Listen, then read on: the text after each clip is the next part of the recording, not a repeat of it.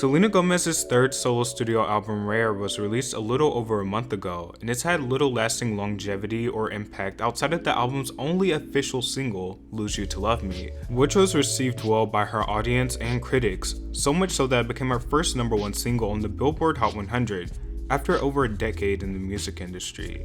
I was pretty drawn into this era of Gomez, who would usually fly under my radar, particularly because of the themes of self-love that she was discussing within her music.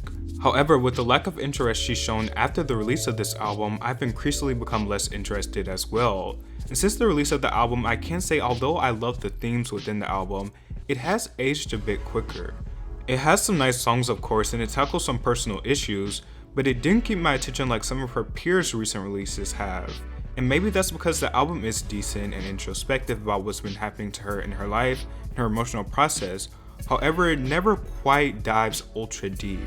It's almost like there's a blockage within the subject matter while reflecting back on the album. It's like she tries to keep both audiences of the PG radio-friendly pop music and the honest introspective pop music intertwined, which works noticeably well on some of the songs like Lose You to Love Me, which is a bit more remarkable because of its lyrics, being able to directly see what's going on in her mind.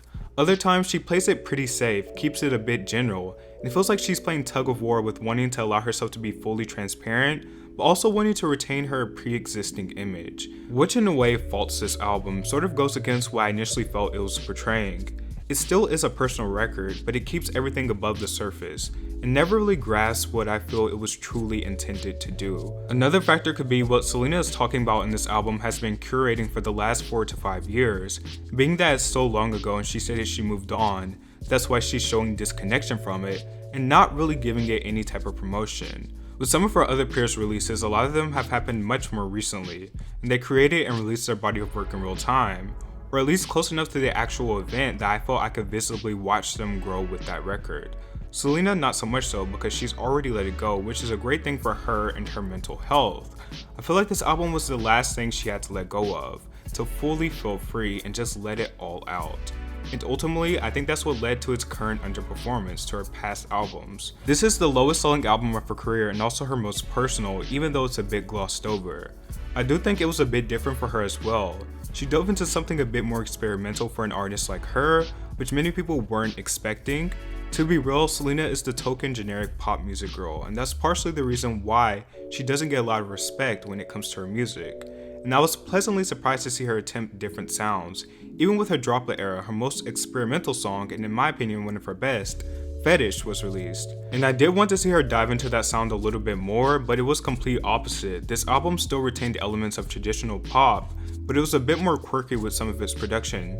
With that being said, I don't think Rare is some groundbreaking outside-the-box produced album, or even lyrically, but it's something new for Selena that many people weren't expecting. And I can respect her actually taking the initiative to try to change when it would be much easier for her to stay in the box she's been placed in. I think she utilized the standout track off this album, which is Lose You to Love Me, very well. And as for the rest of the album, it seems like her being invested into it at this point in itself is a rarity. I just think the most shocking thing about this all is that Selena Gomez is one of the most quiet pop stars. Not just because of her whisper tones, but because she's just reserved in general. She's not a vocalist, she's not an amazing writer, and yet she's still a superstar who has been extremely successful her entire career. And the moment she attaches a bit more personality to her music, which isn't just simple Selena Gomez fare, expected generic pop music hits, or passable EDM songs, the moment in her career where she's actually attempting to be transparent and in her case boldly telling the world something, which also could have put her in a more respectable light when it comes to her music, she pays it absolute dust. The trajectory of this entire album and this era in her career is well perfectly titled, Rare.